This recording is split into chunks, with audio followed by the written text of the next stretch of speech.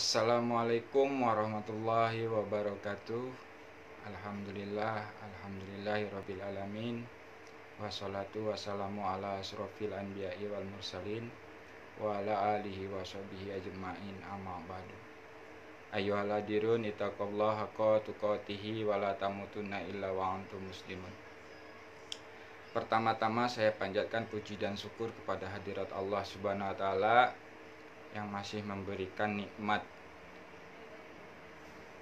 di setiap saat, setiap detik, dan masih memberikan kekuatan untuk menjalankan ibadah puasa.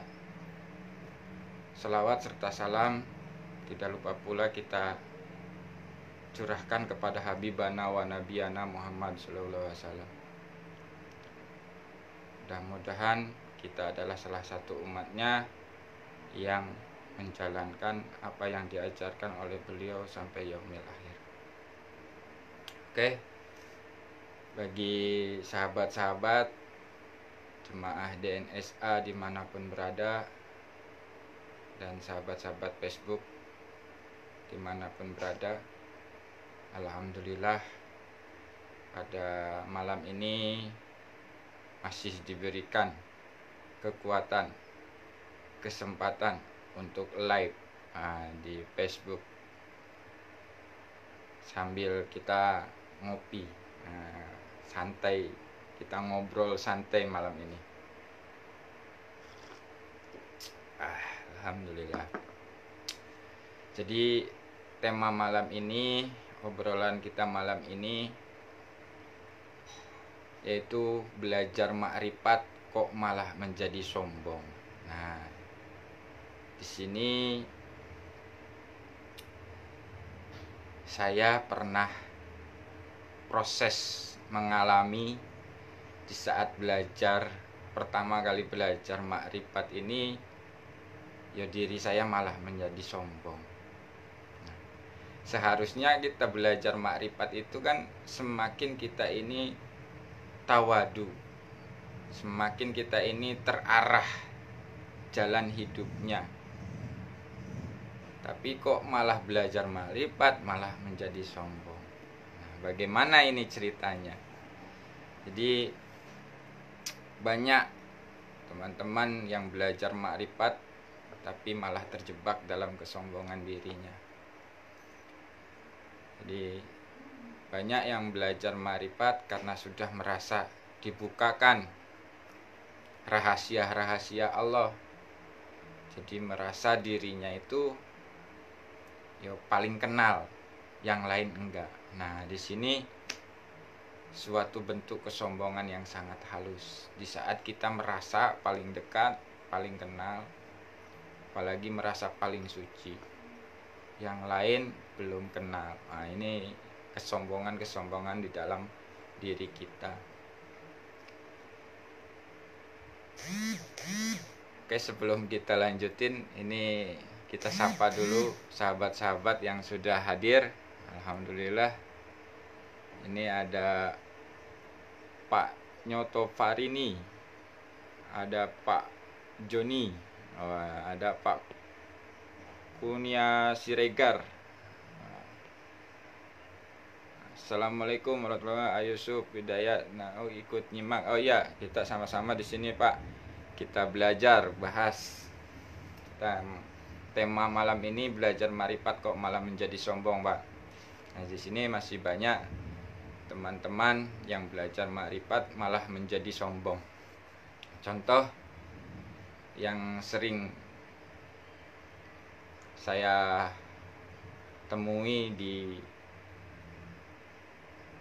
kehidupan nyata, di saat orang yang belajar makrifat menjadi sombong itu ya sudah tidak mau menjalankan syariat. Contohnya sudah tidak mau sholat, sudah tidak mau puasa, dengan keyakinan ya makom dia itu sudah nggak perlu itu. Nah, ini adalah kesombongan yang sangat halus.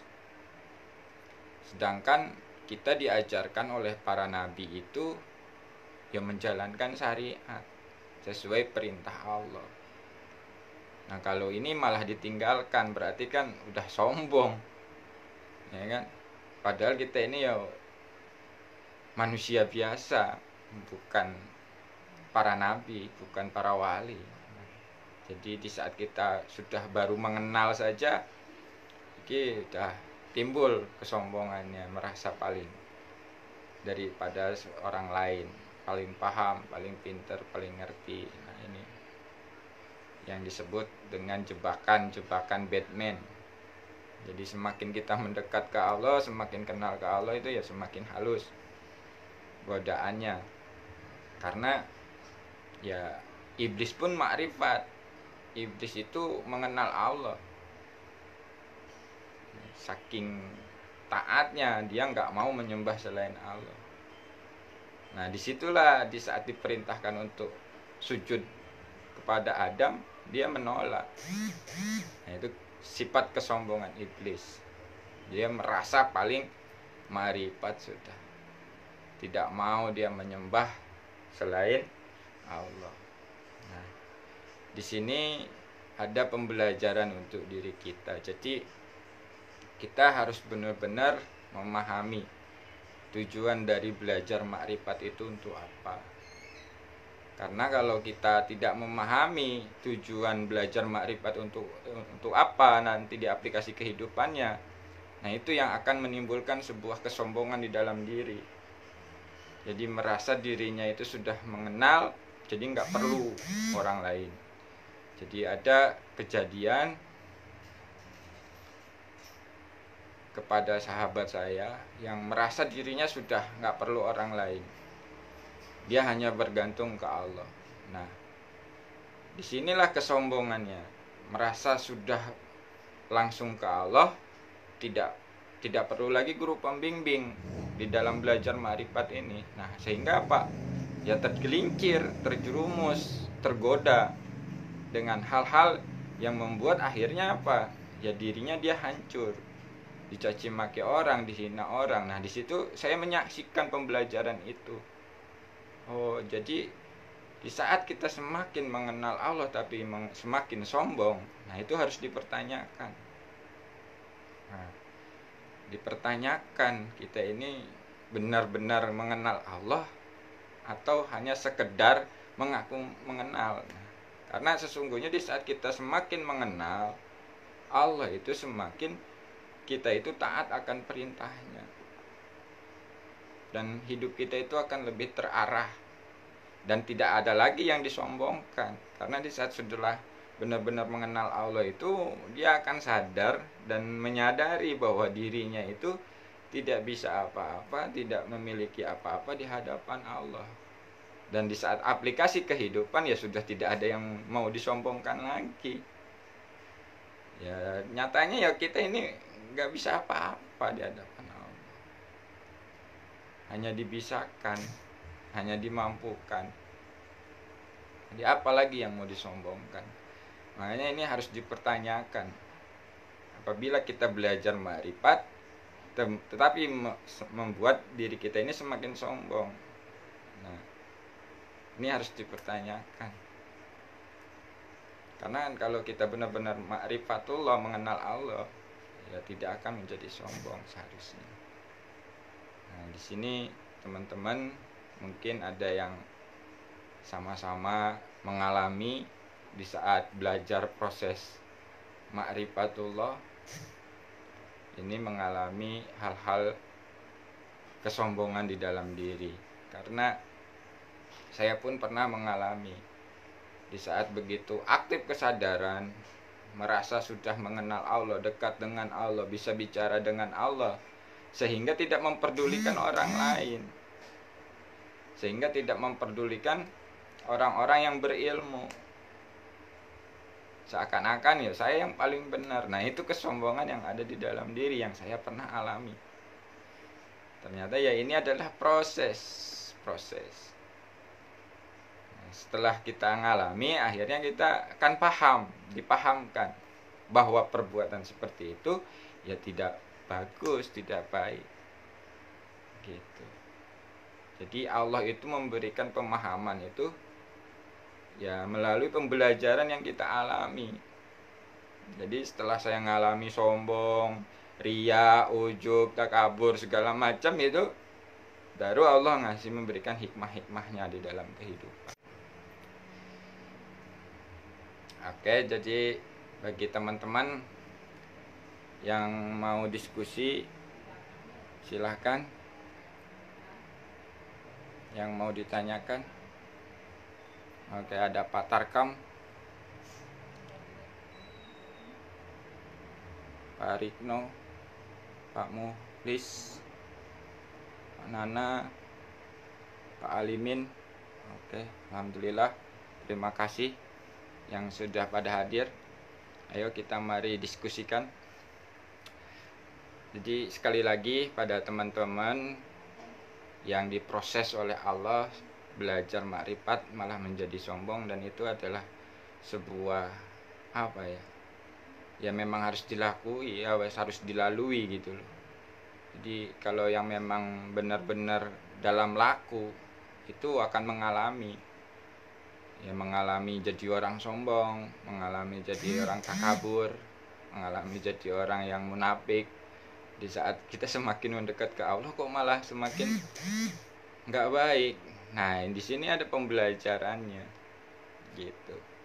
Jadi kita paham benar-benar yang mana benar menurut Allah dan salah menurut Allah. Jadi bukan katanya lagi, tapi kita alami sendiri. Kita ngalamin salah, kita ngalamin benar.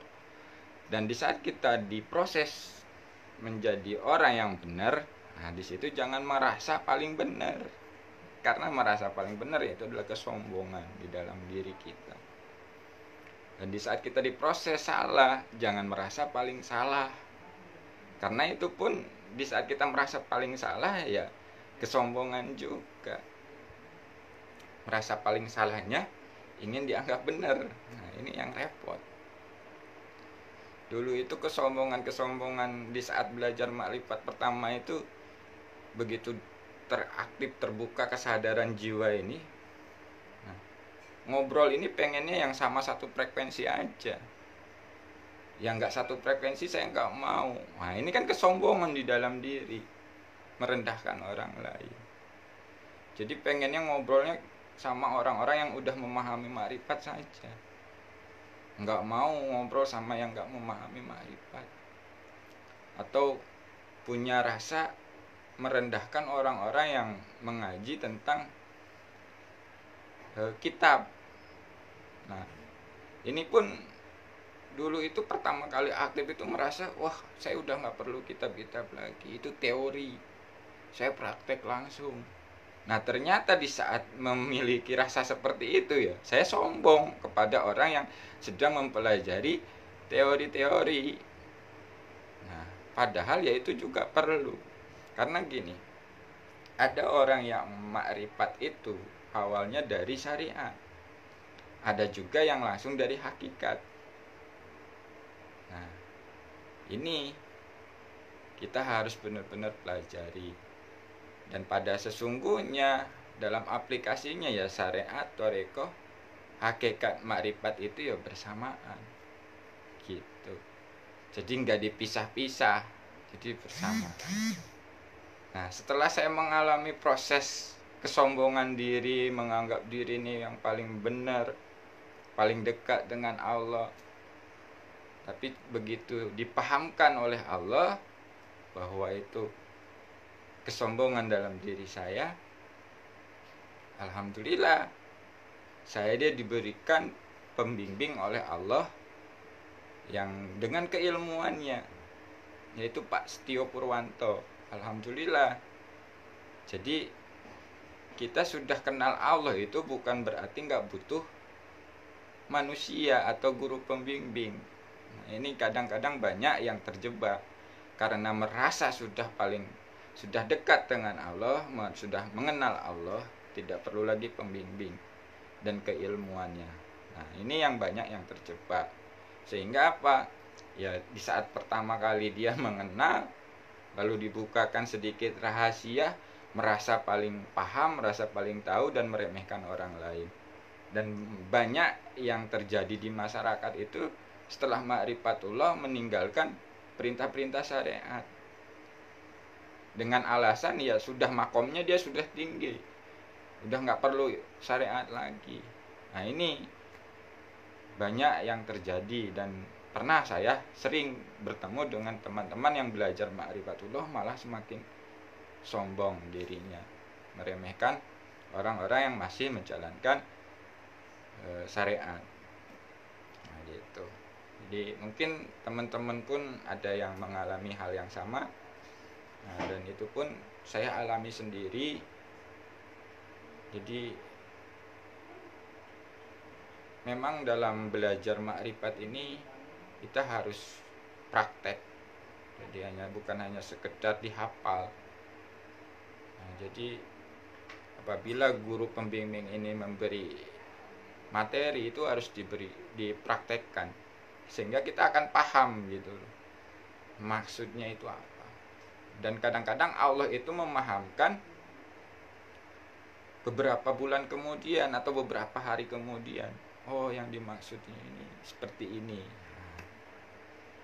Jadi setelah kita mengalami dalam kehidupan, diproses, disitulah memang dipahamkan. Memang guru pembimbing pun dia tidak bisa membuat kita ya paham, karena yang memberi paham ya cuma Allah. Gitu. Oke, kita sebelum dilanjut, kita salam-salam dulu. Terima kasih, alhamdulillah untuk Pak Setio Purwanto sudah hadir. Salam takdim saya kepada jenengan dan para sesepuh di Padepokan. Ada Mbah Bejo, Pak Poyo, ada Pak Mas Rinto, ada Pak Mul,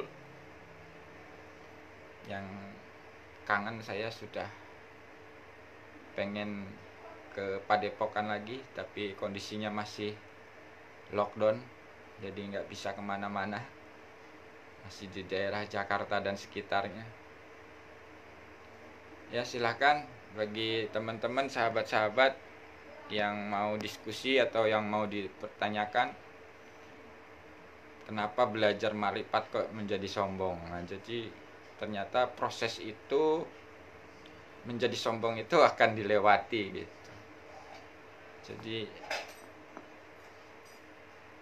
bagi para pejalan ini akan memahami proses-proses ini, karena ya awal-awal pun ya seperti itu. Terus di saat kita menge-share kegiatan itu dianggap sombong, dianggap pria. Alhamdulillah Pak Iwan hadir. Assalamualaikum Mas Yesu. Waalaikumsalam Pak Iwan. Gimana keadaan Bekasi? Aman, terkendali? Di sini hujan besar tadi Pak Iwan.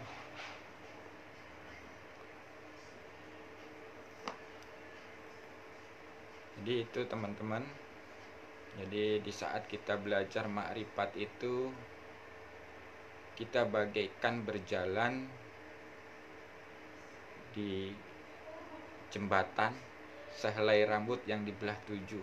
Wah, salah-salah sedikit itu tergelincir kita, terjerumus. Makanya jadi belajar makrifat ini kan, kalau di ilmu tasawuf kan sudah usul, udah sampai.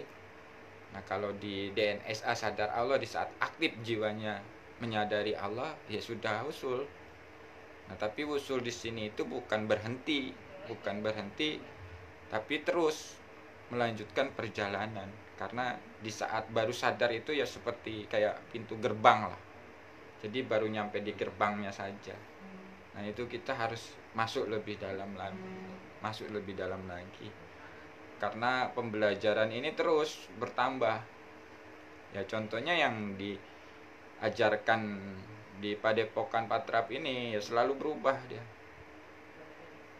Selalu berkembang pembelajarannya. Dari mulai awal Patrap.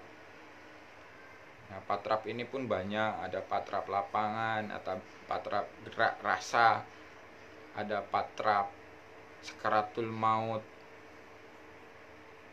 Nah, ini. Terus ada Patrap diam. Lalu DN pun ini banyak perubahan, karena terus berkembang. Tadinya kan awalnya ndak ada level, sekarang sudah ada level. Awalnya keluar, sekarang meluas. Nah, gitu. Jadi pembelajarannya ini selalu berkembang. Waktu saat pertama kali saya belajar DN, saya udah nggak mikir level, yang penting saya lakukan DN aja karena Allah. Nah gitu, jadi udah nggak ada pikiran apa-apa, ya udah saya lakukan aja zikir napasnya itu karena Allah. Nah begitu sudah paham, sudah aktif, baru ada bimbingan tentang level. Dan ternyata di saat ini lebih mudah lagi. Jadi tidak banyak goncangan, tidak banyak sensasi gitu, di saat meluaskan kesadaran. Jadi ini inovasinya terus jadi berkembang terus pembelajarannya. Nah, setelah ada DN, terus ada 3T, ada ATP, ada 3S. Nah, ini semakin berkembang terus. Jadi bagi teman-teman yang sama-sama belajar, jangan merasa cukup, karena perjalanan kita ini masih jauh. Sesungguhnya di saat kita sudah sadar Allah itu pun ya sudah dikatakan sampai. Tapi sampai di sini itu bukan berhenti, sampai pada tujuan awal kita yang sesungguhnya. Nah, gitu. Karena ya di saat kita belajar agama itu harus mengenal Allah. Awaluddin marifatullah.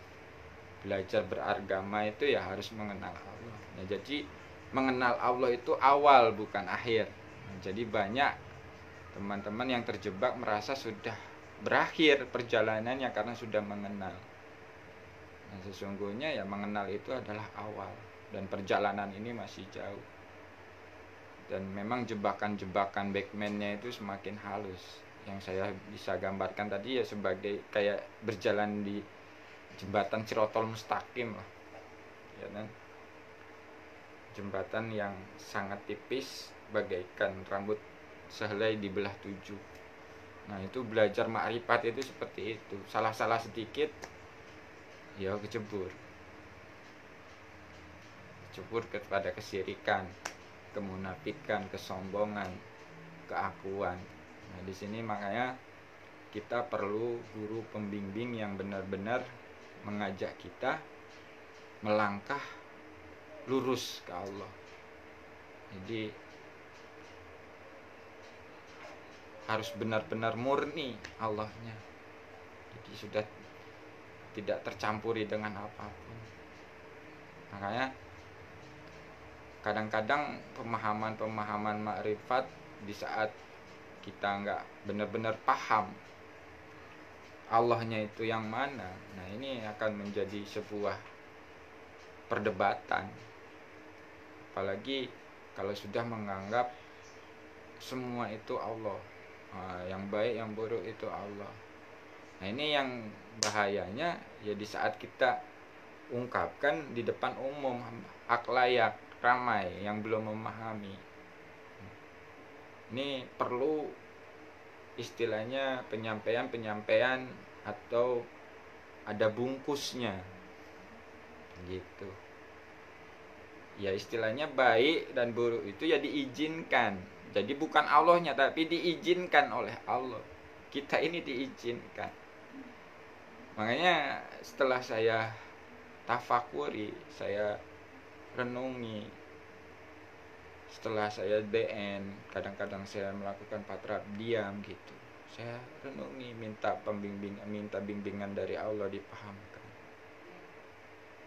Jadi dari 3 komponen yang ada di dalam tubuh kita yang disebut jasad, jiwa, dan ruh ini, ternyata kita harus sinkron. Kalau tidak sinkron, ternyata banyak benturan juga. Ya karena gini, kalau hanya batiniah saja yang kita asah, lahiriahnya tidak, ini pun bahaya. Karena apa ya? Kita masih hidup di dunia. Jadi hakikat itu perbuatan batin, ya kan? Syariat itu perbuatan lahir. Nah, ini harus bersamaan sehingga membuahkan makrifat gitu loh. Contoh ini, minum kopi.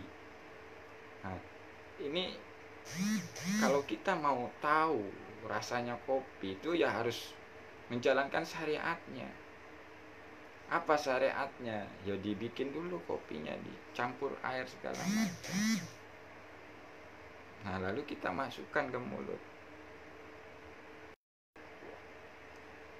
Nah, ini sebagai toriko, jalan. Nah, nanti setelah kita masukkan ke mulut, baru kita tahu. Oh, rasa kopi itu manis, enak, gitu, nikmat. Nah, setelah kita tahu rasa kopi itu nikmat, manis, maka akan tahu siapa yang memberi nikmat dan memberi manis. Nah, itulah yang disebut ma'rifat, mengenal. Mengenal siapa yang memberi nikmat, siapa yang memberi rasa manis itu. Nah, jadi yang keempat ini memang sebenarnya harus dilakukan bersamaan, gak bisa dipisahkan. Nah, kalau yang dipisah-pisah ini kebanyakan yang akhirnya menjadi sombong, ya kan? Ya, saya merasa sudah toriko, saya sudah marifat, saya sudah paham hakikat. Nah, ini yang membeda-bedakan. Padahal itu dalam aplikasi kehidupannya harus bersamaan. Nah, gitu teman-teman. Sekali lagi, bagi teman-teman yang memang sama-sama belajar untuk mengenal Allah, ma'rifatullah. Jadi ma'rifatullah itu adalah awal, jadi bukan akhir. Ma'rifatullah itu adalah awal kita mengenal agama, kita belajar agama. Nah, di saat kita sudah mengenal Allah, baru kita pelajari agama ini karena Allah.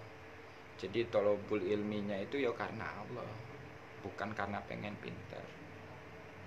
Nah, kalau sudah karena Allah, semuanya karena Allah ya jadi ibadah di hadapan Allah. Sehingga yaitu kita memahami makna hidupku, ibadahku, matiku hanya untuk Allah. Kalau sudah mengenal Allah, kalau belum mengenal ya gimana? Gimana mau sholat kita itu merasakan, ya kan? Digerakkan Allah dengan kekuatan Allah. Kalau belum kenal Allahnya, nah itu Pak. Jadi kesombongan pun kadang-kadang ya situ di saat kita merasakan khusyuk dalam sholat. Nah, itu nggak mau jemaah lagi di masjid karena di masjid imamnya cepat. Nah, ini kesombongan dalam diri ini. Nah, seharusnya ya tetap kalau memang kita harus hablum minallah hablum minanas gitu. Jadi ini bagi teman-teman yang satu perjalanan, sebetulnya ya memang untuk mengenal Allah ini mudah. Cuman kita kadang selalu berprasangka susah, sehingga ya susah. Jadi padahal kalau kita mau lakukan apa yang diajarkan oleh guru pembimbing kita dengan lillah, bukan karena pembimbingnya, tapi lillah karena Allahnya, insya Allah sebetulnya ini akan terbuka satu persatu rahasia-rahasia Allah. Dan setelah memahami rahasia-rahasia itu ya bukan malah menjadi aku yang bisa, aku yang mampu. Nah, seharusnya kita semakin sadar hanya dipisahkan, hanya dimampukan. Gitu teman-teman. Jadi ma'rifatullah ini sebetulnya awal bukan akhir. Tapi banyak yang menyangka ya perjalanan ma'rifatullah itu akhir. Ini awal, karena perjalanan ini masih panjang, proses ini masih panjang, apalagi kita selama masih hidup di dunia. Nah, jadi mengenal Allah dalam kehidupan sehari-hari itu bukan menjadi orang sakti, atau bukan menjadi orang yang mustajab doa. Nah, ini kadang-kadang salah paham. Jadi kita mengenal Allah dalam kehidupan sehari-hari ini agar hidup kita itu lebih terarah, mengikuti kehendak Allah atau perintah-perintah Allah dalam kehidupan. Kalau di Padepokan itu sudah dirangkum yang disebut dengan amanah tanda perintah. Nah, jadi contohnya amanahnya motor, tandanya kotor, perintahnya ya dicuci. Amanahnya motor, tandanya pajaknya ini harus dibayar, ya perintahnya dibayar. Nah, itu yang diterapkan di Padepokan Patrap Surakarta. Jadi disimpelkan. Amanahnya tubuh, tandanya lapar, perintahnya makan. Nah, itu kalau sudah waktunya buka. Ya kalau di saat berpuasa ya jangan gitu. Jadi itulah buat teman-teman dimanapun berada.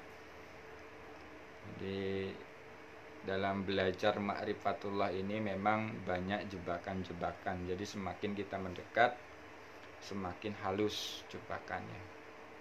Dan terkadang merasa nyaman di dalam jebakan, atau yang disebut tersesat tersesat di jalan yang lurus. Nah, ini banyak yang dialami oleh teman-teman yang belajar ma'rifatullah. Jadi tersesat di jalan yang lurus. Wah, ini ngeri bahasanya, tersesat di jalan yang lurus. Tapi ya masih mending, karena ya itulah yang disebut proses. Jadi menuju jalan yang lurus ini tidak serta-merta lurus begitu, yang ngalami yang namanya bengkok. Nah, itu yang dibilang tersesat di jalan yang lurus. Jadi mengalami tersesat, lalu ya lurus lagi, tersesat, lurus lagi gitu. Itulah proses perjalanan yang sesungguhnya. Jadi bukan kita sudah mengenal Allah terus bisa bebas semuanya, bisa keinginan kita itu dikabulkan. Ya bukan begitu. Jadi justru kita semakin kita mengenal Allah itu semakin bisa menerima ketentuan-ketentuan Allah, semakin bisa mensyukuri atau berterima kasih apapun keadaan yang diberikan oleh Allah. Dan semakin kita meyakini dengan kebesaran Allah, apapun keadaannya bisa selesai. Nah, ini yang sesungguhnya harus kita aplikasikan dalam kehidupan. Jadi bukan berarti mengenal Allah itu menjadi orang sakti. Nah, banyak yang terjebak menganggap kalau sudah dekat Allah itu menjadi orang sakti, mandraguna, bisa mengikuti semua keinginan hawa nafsunya. Nah, ini yang harus kita pahami benar-benar. Maksud dan tujuannya kita mengenal Allah itu untuk apa? Karena setelah saya rasakan di saat diperjalankan jiwa, raga, dan ruh ini oleh Allah di dalam kehidupan sehari-hari yang nyata, istilahnya ya di situ saya baru bisa memahami bagaimana yang namanya Allah memberikan jaminan-jaminan dalam kehidupan, yang sesungguhnya semua itu sudah Allah siapkan, kita tinggal menjalani. Nah, di saat menyaksikan bagaimana Allah memberi itu ya dengan kesadaran tadi. Ya memang Allah memberikannya itu ya melalui manusia juga, melalui makhluk juga. Tapi kalau kita aktif kesadarannya, disitulah kita bisa menyaksikan bagaimana Allah memberi. Jadi Allah memberi itu enggak langsung dari langit, tapi melalui wakilnya, atau khalifah Nah, ini manusia ini khalifah Allah, wakil-wakil Allah. Nah, ini sebagai jaminan dari Allah, ngopi dulu. Jadi biar nggak tegang, kita ngobrol malam santai saja. Alhamdulillah sambil menikmati kopi. Oke, ada yang ditanyakan teman-teman? Oh iya, belum ada. Alhamdulillah Jambi hadir. Ya alhamdulillah, terima kasih. Alhamdulillah Pak Muhammad Junaidi.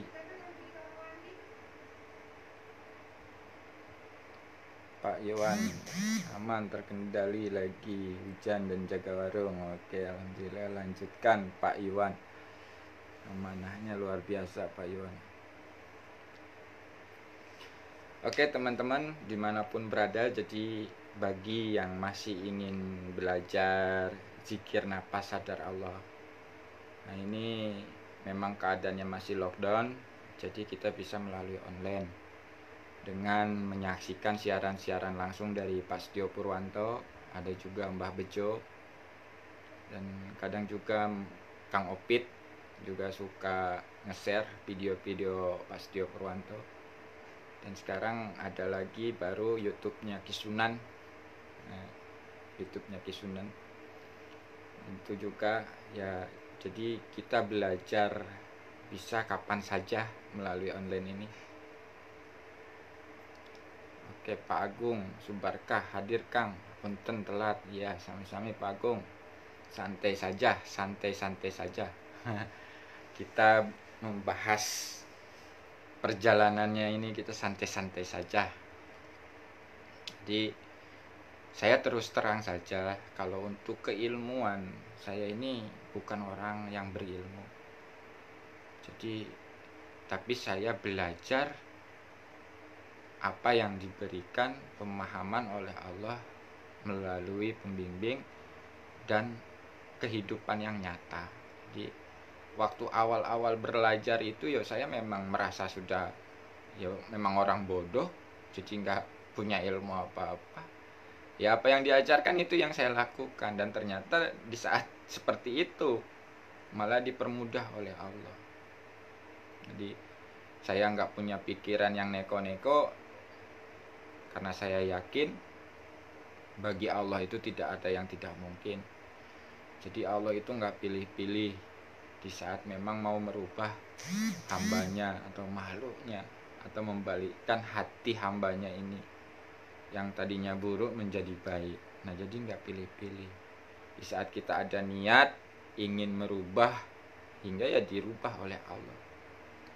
Nah jadi bagi teman-teman yang merasa kesulitan, merasa belajar DN kok nggak aktif-aktif kesadarannya, nah ini banyak yang curhat kepada saya juga.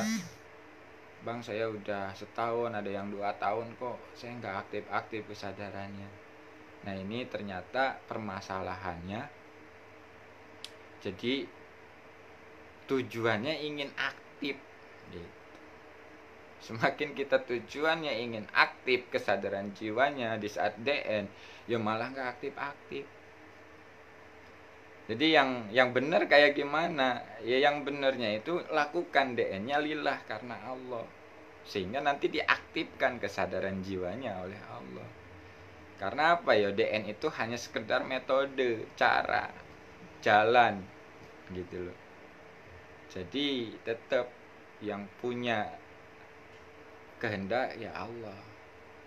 Kalau kita DN sampai 4 jam 5 jam bukan karena Allah, ya malah yang dapatnya kesemutan doang sama sensasi-sensasi gitu. Tapi di saat kita memang lillah karena Allah, walaupun 30 menit bisa aktif kesadarannya, kesadaran jiwanya gitu. Jadi memang terkadang pemahamannya pun agak sedikit berbeda, tapi tujuannya sama. Tujuannya sama, ya lurus ke Allah. Jadi kalau masalah pemahaman, masalah beda dalam laku, yaitu hal yang wajar. Karena ya Allah itu memproses kita ya beda-beda. Apa yang dialami pembimbing kita dengan apa yang dialami kita itu kadang-kadang beda, tapi tujuannya sama. Hikmah dari tujuannya itu sama.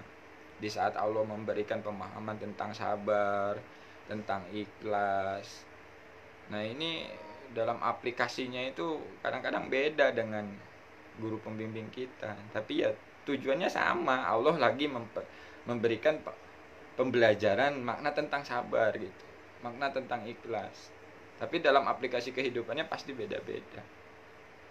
Dan itu terus kadang-kadang ya nggak sekali dua kali prosesnya itu. Lulus sekali dicoba lagi yang lebih agak berat, lulus nanti dicoba lagi, masih bener ikhlas enggak, masih gerutu apa enggak. Nah itu kan dalam kehidupan kita belajar misalkan untuk tulus tanpa pamrih, wah ini dites dulu nanti. Pertama lulus memang ya kan, kedua lulus, yang ketiga nih kadang-kadang masih. Nah itu apalagi pada keadaan saat-saat yang memang butuh, wah ini yang makanya kadang-kadang disinilah yang namanya belajar. Jatuh bangun salah benar itu ya sudah biasa. Apa ini dari Pak Erijal Jal, gimana ya Mas cara kita memantapkan iman kita dan senantiasa menyadari amanah dari Allah di setiap waktu? Jadi kalau ditanya gimana caranya, ya itu tadi Pak, kita aktifkan dulu kesadarannya menggunakan metode zikir nafas tadi. Kalau sudah diaktif kesadaran jiwanya, maka akan selalu senantiasa menyadari amanah dari Allah di setiap waktu. Karena amanah ini bukan hanya pekerjaan, Pak. Kalau kita sudah sadari pakai kesadaran jiwa, ya tubuh ini amanah, napas ini amanah, mata ini amanah, pendengaran ini amanah, mulut ini amanah. Nah, amanahnya mulut, tandanya bisa bicara. Perintahnya apa? Gunakan untuk membicarakan hal yang baik, yang bikin orang senang, gitu. Nah ini termasuk amanah kalau pakai kesadaran. Mata ini amanah, tandanya bisa melihat. Perintahnya gunakan untuk melihat yang baik-baik, atau gunakan untuk ibadah. Seperti apa? Ya kayak ngaji, membaca Quran gitu, atau melihat ceramah-ceramah yang memang memberikan pencerahan bagi kita. Nah ini pun sama, telinga amanah. Nah itu Pak, jadi kalau sudah aktif kesadaran jiwanya akan menyadari amanah dari Allah di setiap waktu. Karena ya napas pun ini amanah, ini pun harus kita jalani amanah napas ini. Amanahnya napas, tandanya keluar masuk ini. Perintahnya diisi dengan zikir. Napas masuk, napas keluar Allah. Situ. Jadi di saat nanti kita dicabut, napas terakhir itu sedang menyebut asma Allah. Allah. Nah itu. Tidak akan tersesat lagi. Kembali langsung ke Allah. Jadi cara mudahnya ya begitu Pak. Bapak lakukan zikir napasnya lillah karena Allah, sehingga nanti aktif kesadaran jiwanya yang selalu menyadari Allah. Nah kalau sudah menyadari Allah, di situ akan menyadari amanah-amanah. Jadi amanah itu bukan hanya sekedar pekerjaan, amanah itu bukan hanya sekedar barang, amanah itu bukan hanya sekedar istri, anak. Ya dalam tubuh pun ini banyak amanah-amanah yang dari Allah yang harus kita sadari. Gitu. Oke, siapa lagi yang bertanya? Jadi itu sudah dijawab. Ya sambil ngopi, maaf ini teman-teman semuanya. Sebenarnya udah kangen ini ngopi bareng. Setelah ngopi DN bareng, setelah DN bareng diskusi tentang sadar Allah. Waduh. Iya, dikarenakan kita taat akan perintah Allah ya, melalui pemerintahan, ya kita taat aja sudah. Disuruh lockdown ya lockdown, jaga jarak ya jaga jarak. Tapi kadang-kadang suka lucu saya jadinya. Iya, kalau pakai logika gitu kan seharusnya yang di lockdown itu yang positif gitu. Malah ini yang nggak apa-apa juga di lockdown. Dan dari pemberitaan itu yang sangat lucu, sampai ada yang mati kelaparan gara-gara lockdown itu. Istilahnya yang bullshit sebenarnya. Walaupun memang dia nggak punya, kalau ngomong kepada RT-nya atau tetangganya pastilah, kalau nasi sepiring aja pasti dikasih. Nggak mungkin sampai dia mati kelaparan. Nah ini kadang-kadang itulah kenyataannya gitu. Kalau di saat panik, di saat ya pikirannya suntuk, ya nggak ada lagi. Jadi mentok di permasalahan. Jadi nggak mentoknya di solusi. Harusnya di saat kita menyadari masalah ini dari Allah, yang memberikan solusi Allah, ya kita minta petunjuk, sehingga kita ya akan mendapatkan pertolongan yang memang di luar nalar kita di saat keadaan seperti ini. Dan alhamdulillah ya, kalau untuk diri pribadi saya nggak masalah, malah bersyukur. Karena di saat seperti inilah ya kita digojlok terus untuk mendekat, karena yang bisa nolong itu hanya Allah. Pak Andi, oke nyimak. Ya silakan Pak, kita sama-sama diskusi sambil ngopi nih. Ada Pak Apip, alhamdulillah Pak Apip. Nah jadi buat teman-teman yang sudah aktif, kesadaran jiwanya harus diaplikasikan juga menjadi saksi Allah, abdi Allah, khalifah Allah. Dan dilanjutkan aplikasi 3T, menerima, mensyukuri, dan meyakini. Terus diaplikasikan lagi ke amanah tanda perintah. Nah ini memang kalau bagi yang belum aktif kesadarannya bingungnya gimana ya, amanah nih berat, amanah nih susah, amanah saya apa. Nah ini banyak yang masih bingung dengan amanahnya apa. Sesungguhnya kalau kita sadari ya, amanah dari Allah itu tidak putus, tidak ada putus, terus berjalan terus. Sebenarnya dari mulai bangun tidur sampai tidur lagi, sampai bangun tidur lagi, ya itu udah menjalankan amanah semua bagi yang menyadari. Kalau yang tidak menyadari ya bingung cari-cari amanah. Nah terus bagi teman-teman yang merasa kesulitan untuk memahami kesadaran, memang di sini kita diajarkan oleh pembimbing kita untuk mengaplikasikan. Jadi bukan hanya sekedar dipahami di dalam pikiran atau dilatih dalam duduk timpu, tapi kita harus aplikasikan dalam kehidupan sehari-hari kita. Nah kalau kita aplikasikan, insya Allah di situ akan lebih cepat dipahamkan. Jadi di saat aktif, kesadaran jiwa kita menyadari Allah yang dekat, sehingga kita bisa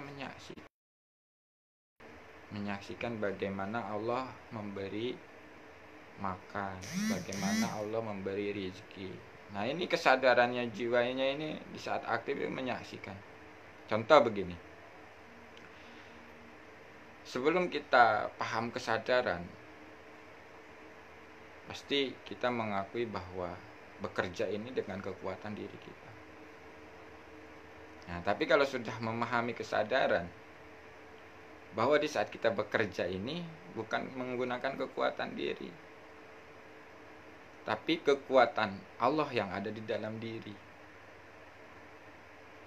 Nah, ini kadang-kadang kita belum bisa pahami. Jadi ruh adalah kekuatan Allah. Di saat ruh itu ditiupkan, maka aktiflah penglihatan, pendengaran, perasaan. Dan manusia, jasadnya ini bisa bergerak, itu karena ada ruh. Nah, ruh ini adalah kekuatan Allah.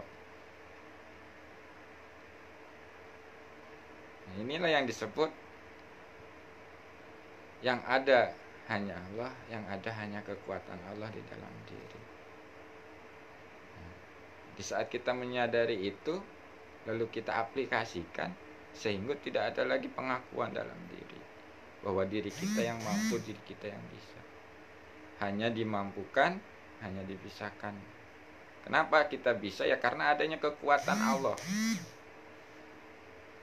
di dalam diri kita. Tanpa ada kekuatan Allah, ya kita itu nggak bisa apa-apa.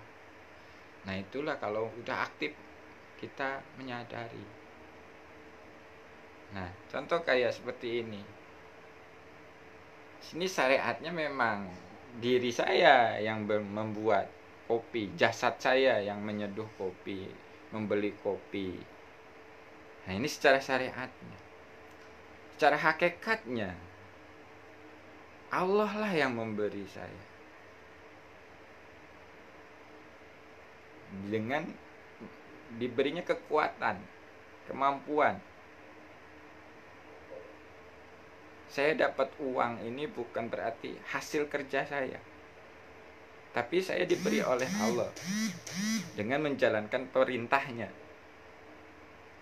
Saya diperintahkan untuk kerja, ya kerja. Nah, di saat kerja itu pun saya menyadari bukan dengan kemampuan saya, dengan kekuatan saya. Sehingga apa? Saya menyadari saya dapat uang itu bukan hasil kerja saya, tapi pemberian dari Allah. Nah, ini yang disebut syariat hakikat berjalan dalam aplikasi.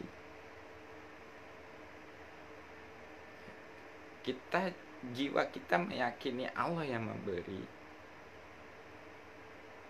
Jasadnya ya tetap menjalankan apa yang diperintahkan gitu. Nah, sehingga di sini tidak ada lagi yang namanya pengakuan di dalam diri. Setelah kita menyadari yang ada hanya Allah dan kekuatan Allah dalam diri. Saya bisa bicara, saya bisa live streaming ini, ya bukan mampunya saya. Tapi saya hanya dimampukan oleh Allah dengan kekuatannya yang ada di dalam diri saya, yaitu ruh. Tandanya Allah dekat itu yaitu adanya ruh di dalam diri kita. Tapi ruh itu bukan Allah. Gitu loh. Jadi ini harus benar-benar paham. Nanti kalau enggak ya memang puyeng. Kita harus benar-benar memahami murni mana yang benar-benar Allah yang murni dan tercampur dengan nafsu. Ya memang nafsu ini bisa begini, bisa begitu atas izin Allah. Nah, disinilah fungsinya kita belajar kesadaran, bisa memahami mana yang murni perintah Allah, mana yang tercampur dengan nafsu. Kalau belum memahami kesadaran itu ya akan bingung. Nah, makanya sebenarnya di saat duduk timpu itu kan kita mempelajari itu. Mana jasad, mana jiwa, mana ruh. Nah, jadi di saat kita duduk diam, mata kita terpejam, tapi ada yang bisa menyaksikan jasad kita sedang duduk, napas kita keluar masuk, pikiran kita sedang berpikir. Nah, siapa itu yang menyaksikan itu? Itulah jiwa. Nah, jiwa ini diberi fasilitas juga yang namanya ruh untuk komunikasi langsung dengan Allah. Nah, disitulah nanti ditunjukkan jiwa ini jalannya oleh ruh untuk menuju Allah. Makanya kalau udah masuk ke wilayah situ ya memang harus merasakan sendiri. Gak bisa dikatakan ya diceritakan gitu, maksudnya gimana ya. Ya itu kalau masalah rasa, masalah nyatanya itu ya harus dialami sendiri. Contoh ya, kita ingin tahu rasanya kopi, ya harus diminum kopinya sehingga akan kita memahami rasa kopi itu seperti apa. Nah, di saat kita mau ke Allah ini memang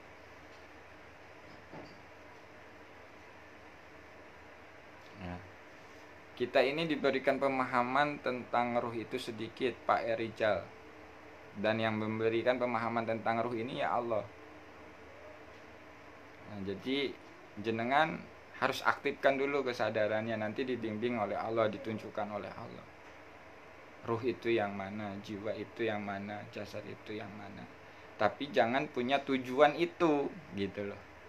Jadi tujuannya Allah saja sudah. Nanti di saat jenengan aplikasikan nanti akan dibimbing oleh Allah. Karena yang tahu masalah ruh ini ya hanya Allah. Kita ini cuma hanya sedikit. Apa tandanya kita tahu tentang ruh? Ya tanda yang sedikit itu di saat melihat manusia ini masih hidup, masih bergerak, ya itu masih ada ruhnya. Kalau udah nggak ada ruhnya ya udah jadi bangkai, Pak. Nanti di lebih dalam pemahaman tentang ruh itu ya di saat jenengan sudah aktif kesadarannya dan minta dipahamkan langsung oleh Allah. Jadi saya pun nggak bisa membahas tentang ruh terlalu dalam.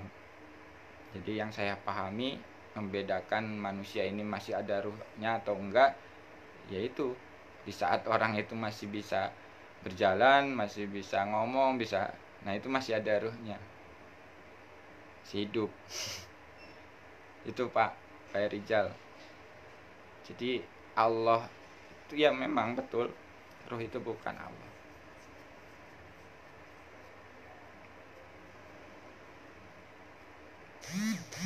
Ada lagi yang mau ditanyakan? Silakan kita diskusikan.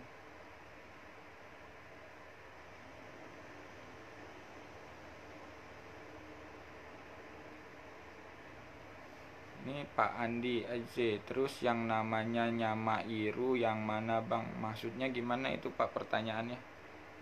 Yang namanya Nyamairu. Coba diketik ulang Pak pertanyaannya. Itu teman-teman. Jadi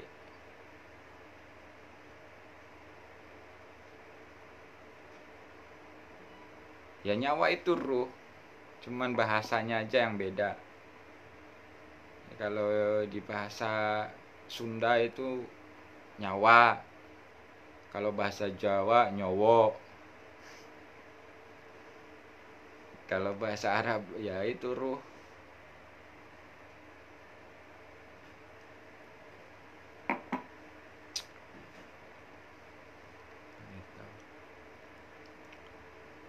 Dan saat kita belajar memang untuk memahami murni Allah itu yang mana, itu dalam prosesnya itu jebakannya pun ya luar biasa. Jadi terkadang masih Allah-nya itu masih hasil persepsi, hasil halusinasi. Nah itu akan mengalami awal-awal. Padahal kalau sudah murni itu ya sudah bukan, gak bisa lagi dipersepsikan. Jangankan Allahnya, kekuatannya aja kita gak bisa persepsikan. Ya itu termasuk ruh itu kekuatan Allah. Siapa yang bisa mempersepsikan tentang ruh? Ruh itu seperti apa?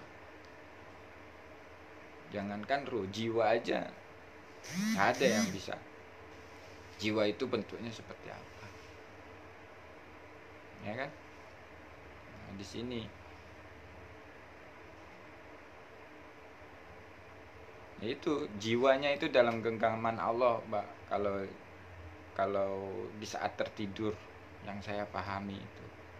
Makanya kalau sudah aktif kesadarannya itu akan menyadari jasadnya itu tertidur, jasadnya bernapas macam, dan kita akan menyadari sekeliling apapun yang terjadi.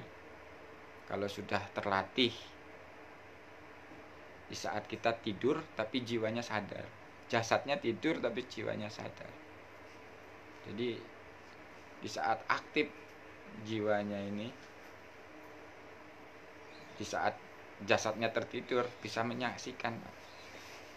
Karena memang jiwa ini, nafs ini adalah penyaksi.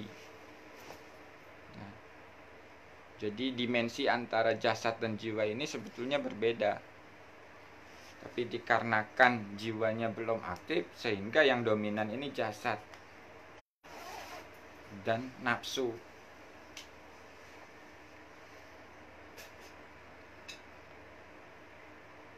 Benar, sepakat. Terus kalau orang mati apanya yang hilang? Ya ruhnya. Ruhnya itu kembali ke Allah, jasadnya kembali ke tanah. Nah, jiwanya ini yang mengalami alam barzah, alam penantian. Itu Pak yang saya pahami. Karena pernah saya diproses oleh Allah itu di saat mengalami bunuh diri, Pak. Jadi waktu itu pernah saya minum racun serangga. Nah, setelah minum racun serangga itu saya masih ada kesadaran tuh. Walaupun ini badan semua sudah tidak enak dan sudah mata ini sudah tidak bisa melihat. Tapi kesadaran saya masih, jiwa saya itu masih bisa menyadari keadaan sekeliling gitu. Dan jiwa saya bisa menyaksikan mata saya ini berkunang-kunang, ting ting ting ting ting, kayak ada kunang-kunang kuning-kuning gitu. Nah, setelah itu tidak sadar beberapa jam, sehingga Allah sadarkan lagi. Ternyata saya masih hidup. Nah, disitulah baru saya paham sekarang, Pak, bahwa mati itu ya sudah urusan Allah. Gitu.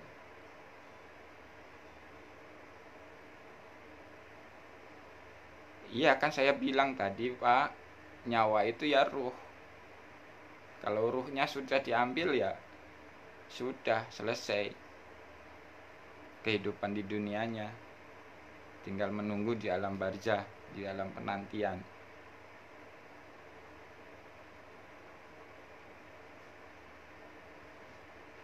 Jadi bagi teman-teman,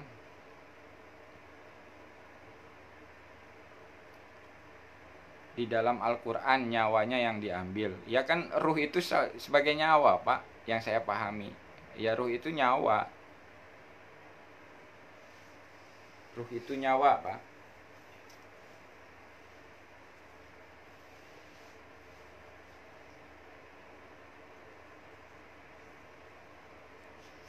Ya iya, milik Allah, maka kembali kepada Allah. Ruhnya kembali kepada Allah, jasadnya kembali kepada tanah, ke bumi. Nah, jiwanya yang menunggu di alam barzah.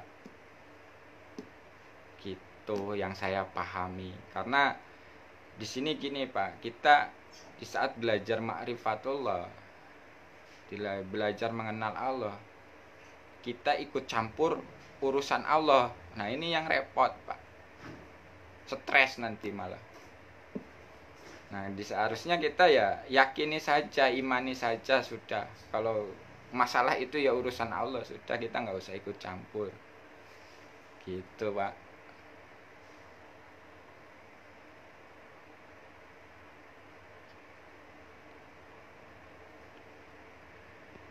Oh, ini Pak Erijal, gimana kita memantapkan jiwa kita ya Mas, karena waktu DN selalu kacau oleh pikiran. Yang saya alami Pak, di saat kita sudah benar-benar pasrah, melakukan DN-nya itu lillah karena Allah. Ya apapun yang diberikan Allah kita terima dan kita kembalikan kepada Allah. Contoh misalkan di saat jenengan DN, pikiran itu mengganggu, mengacau pikiran. Nah di saat pikiran ini mengacau, yang tahu bahwa pikiran Bapak ini sedang mengacau ini siapa? Nah itu kan jiwa kita, nafs kita yang menyaksikan pikiran kita mengacau. Nah di saat kita menyaksikan pikiran ini mengacau, di situ harus kita terima. Ya Allah, aku terima pikiran yang ngaco ini, karena yang memberi pikiran ini Engkau ya Allah. Aku kembalikan kepadamu ya Allah. Nah, jadi pikirannya ini dibawa, diajak ke Allah lagi, dikembalikan ke Allah. Sehingga apa? Tidak berhenti di pikiran, tapi berhentinya di Allah. Itu yang sering saya alami Pak. Kalau di saat DN kita terganggu dengan pikiran, ya kita sadari yang memberi pikiran ini Allah. Dan yang bisa menghilangkan pikiran pun ya Allah, ya kita bawa lagi ke Allah. Nah, sehingga kita sudah seperti itu ya nanti terus berjalan lagi, tidak berhenti di pikiran. Tapi kalau kita di saat DN terus kita menyadari pikiran ini kacau, lalu kita ikuti, kita komen, wah ya tambah berhenti, malah kacau DN-nya. Nah itu yang disebut terhijab dengan sensasi pikiran gitu. Jadi itu solusinya itu tadi Pak. Di saat jiwa kita menyadari pikiran itu ngaco, kita terima lalu kita kembalikan ke Allah. Sehingga DN-nya kita lanjut menyadari Allah, bukan berhenti di pikiran.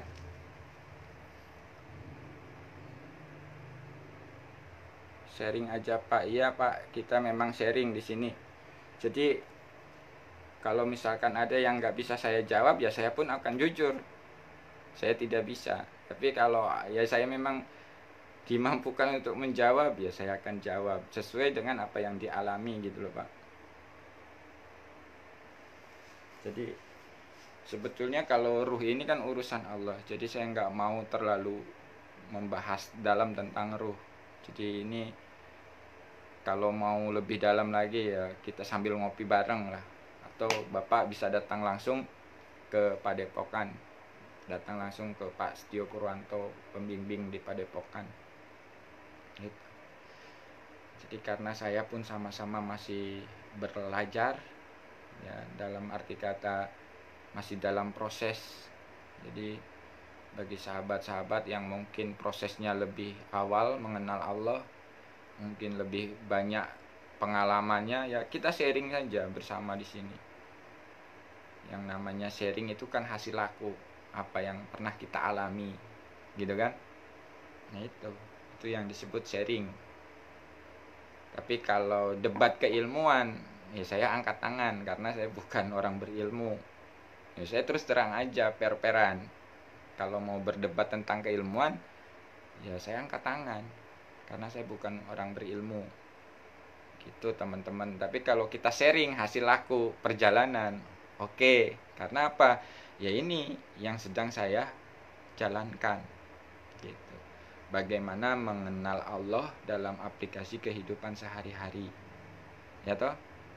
Jangan sampai kita itu punya Tuhan, punya Allah, tapi nggak kenal gitu.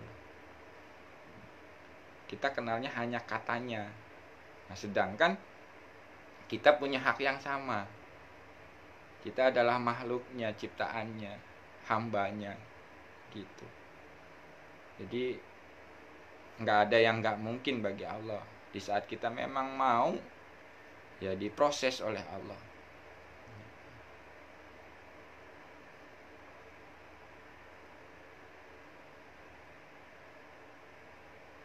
Tanda apakah kalau ber-DN dari level 1 ke level 2 ini Pak Nyoto?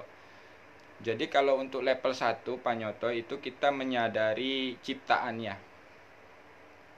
Maksudnya menyadari ciptaannya apa? Yaitu menyadari napas, menyadari jasad, menyadari pikiran. Lalu kita luaskan lagi menyadari ruangan Setelah kita menyadari ruangan, kita luaskan lagi di luar ruangan. Kita luaskan lagi menyadari alam semesta. Kita luaskan lagi menyadari planet-planet, antariksa. Nah, di saat pas mau masuk di level 2 itu sudah menyadari di sebalik alam semesta. Nah, di sebalik alam semesta itu ada siapa? Ada Allah. Allahnya yang mana? Laisa kamislihi syai'un. Nah, di situ, Pak. Itu level 2 itu sudah menyadari Allah di sebalik alam semesta. Nah, setelah kita masuk di level 2 menyadari Allah di sebalik alam semesta. Nah, di situ kita berzikir. Napas masuk, napas keluar Allah. Allah. Allah. Nah, di level 3-nya itu kita pakai kesadaran jiwa lagi, bukan pakai napas lagi. Jiwanya itu menyadari di saat semakin mendekat, di saat Allah semakin berserah. Mendekat, Allah berserah. Nah, di situ di level 3-nya itu sudah pakai nafs, pakai jiwa, pakai kesadaran, Pak. Gitu. Mungkin itu jawabannya, Pak Nyoto.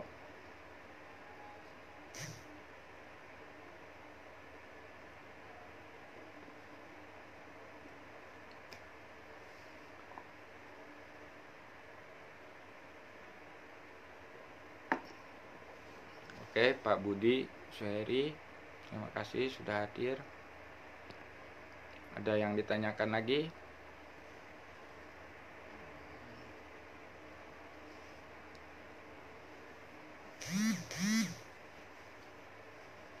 Bagi teman-teman, ya kita sharing-sharing saja di sini di room sharing sebagai gantinya rasa rindu kangen kita bertemu. Kita bisa sharing melalui live streaming ini. Mudah-mudahan ada manfaatnya. Jadi sesungguhnya kita simpulkan obrolan malam kali ini. Jadi kesimpulannya, di saat kita mengenal Allah itu adalah awal perjalanan kita. Jadi bukan akhir. Dan di saat kita sudah mengenal Allah itu, semakin menyadari bahwa diri kita itu tidak bisa apa-apa, tidak memiliki apa-apa di hadapan Allah, sehingga tidak bisa lagi apa yang mau disombongkan. Nah, kalau misalkan kita semakin mendekat ke Allah tetapi semakin sombong, itu yang harus dipertanyakan.